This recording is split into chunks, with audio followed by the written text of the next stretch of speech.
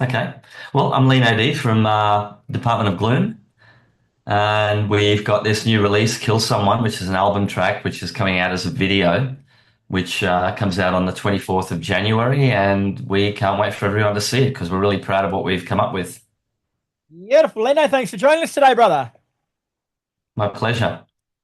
As you say, bro, Department of Gloom release your new single Kill Someone this Friday, January the 24th. So how you feeling about it, mate? Are you letting your baby out there into the world? It's an album track now since the release last year, but play it live. Like people really seem to get off on it, and it's funny. Charles Cillian, my guitar player from Jerk, he's got a kid. It's his kid's favorite track off the album, and then it's like some of the heavier contingent we get at the gigs. It's their favorite track off the album, and it's probably one of our favorite tracks on the album too. So we thought it'd be a good one to do a vid for, Yeah, give it definitely. some life. Definitely. And like you say, bro, like she's an absolute belter of a song that doesn't really sort of stick to one style of music. So tell us about it more from a musical point of view and what you were going for with it.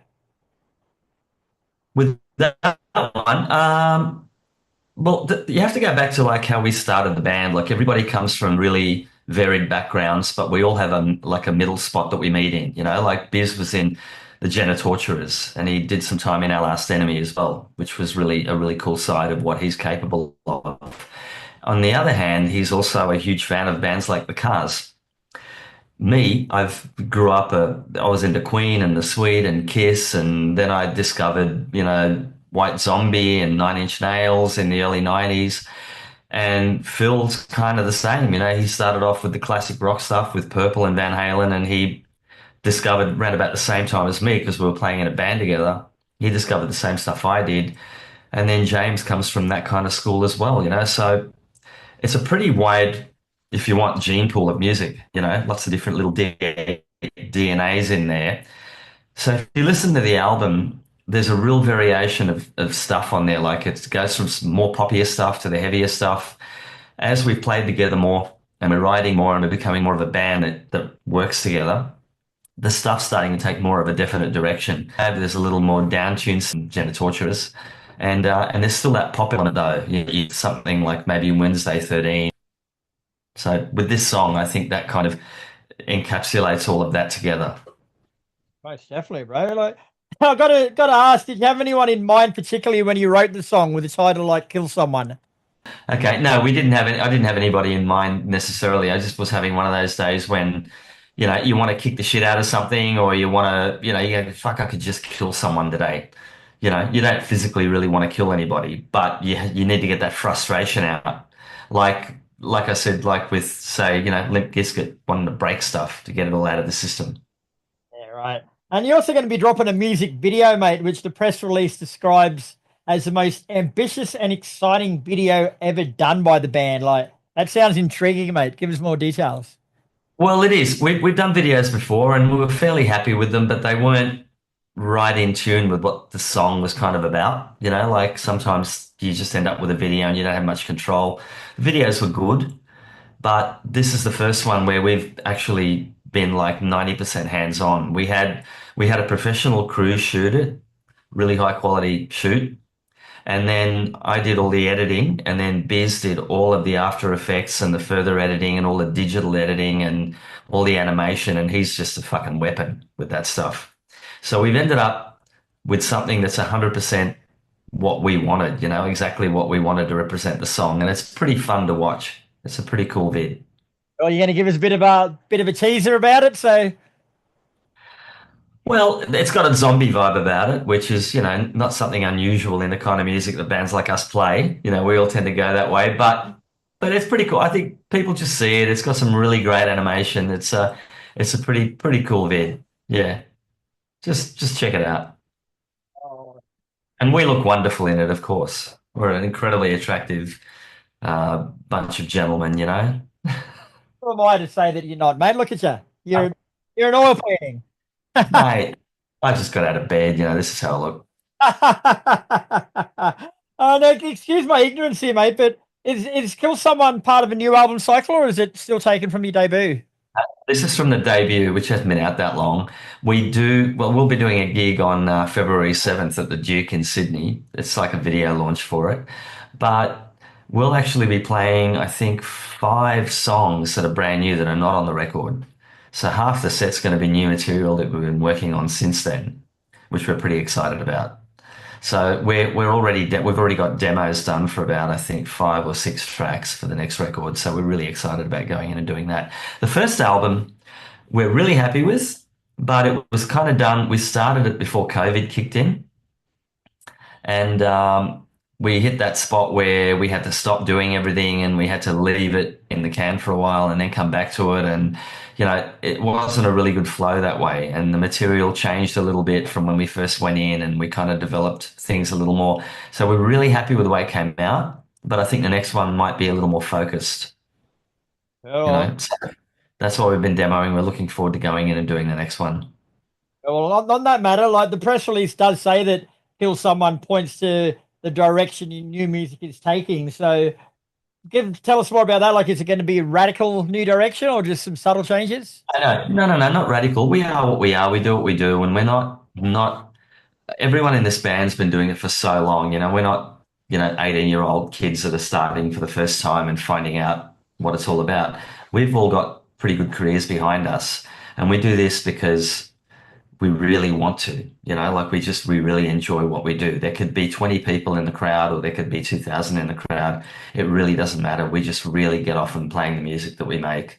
So when you say, is it going to be a radical departure? No, it's going to be what comes out of us, and it's going to be a further, how would I put it? If you take something like Kill Someone and you go a little further down the road with it, the stuff's going back to having a little bit more of a heavy vibe, but at the same time, more of a kind of a punky attack, you know?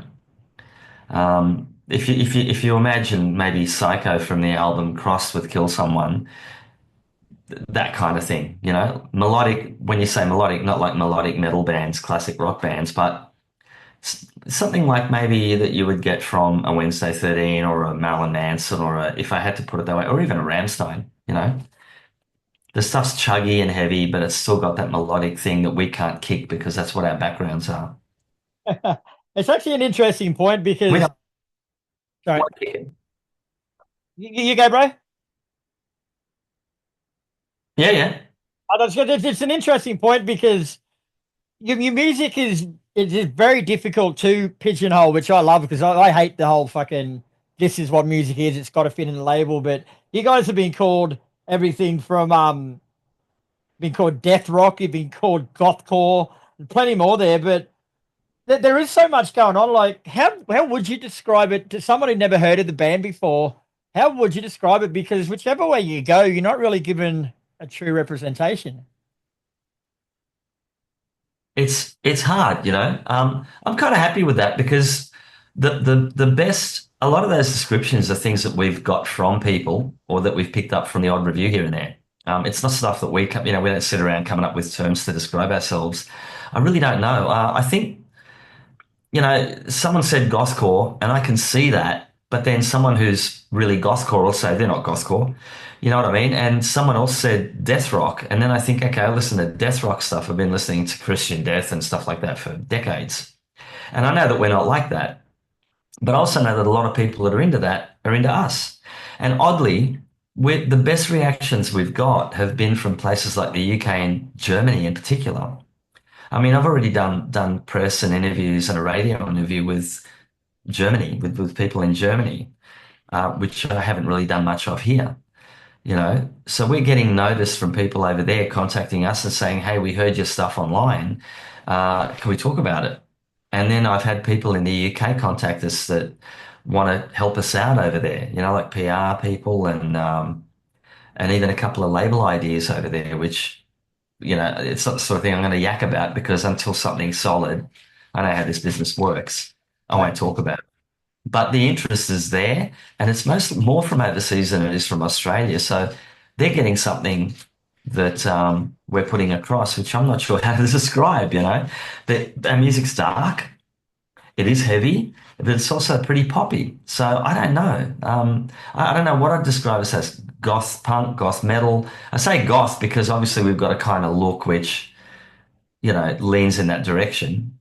And that wasn't believe it or not, it wasn't a conscious effort. I've been doing that look for years. That's me, since I can't remember when, like black nail polish and eyeliner was ingrained on my face when I was in high school. I was the weird kid. Biz comes from Florida in the US and he's exactly the same.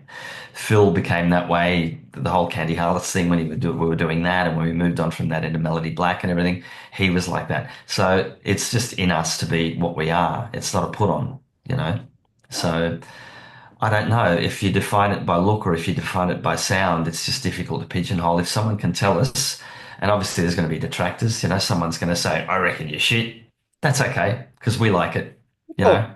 Cool. We like it. I'll tell you what, we opened for something like Wednesday 13 and we got a lot of mileage out of that show. We won a lot of people and we've still got our followers increased overnight on particularly on Instagram, which is a younger crowd, than Facebook, which was great. And those people are coming to gigs now, which is really good. Then we played Glam Fest, which is a completely different box of fish, right? And we went over really well there as well. So I don't know. You tell me. I really don't know. We don't waste a lot of time thinking about it either. We just do it. And if you like it, you like it. If you don't like it, we're having a good time doing it. Like I wish you I well. don't think it sound arrogant or anything either. It's not meant to be Captain Arrogance here either. I'm just trying to be honest. Completely, mate. Completely. Now, you mentioned the single launch party before, which will be at the Duke in Sydney on February the 7th. So tell us what you got planned for that. You got a couple other bands playing too, I believe. Yeah, we've got a couple of really good bands that we've played with before. We've got Tomorrow's New Format, who are opening, and we've done shows with them before, and they're very cool. And then we were lucky enough to have Nouveau want to jump on board as well because they don't do a lot of shows, but when they do, it's always a killer. So it's really, really great to get them on board for it as well. So it's a three-band bill. It'll be pretty heavy, pretty intense, and a lot of fun. Well, and I hope I'm right here. If my memory serves me correctly, the Duke is a free entry venue as well. It is probably my favorite venue in Sydney. It's always free entry. They're one of those venues that actually take the time to make the place good for a band. They're great. They pay. They have a great live room with a stage and lighting, and they have great production, and they really look after the band. So we're really happy to play there.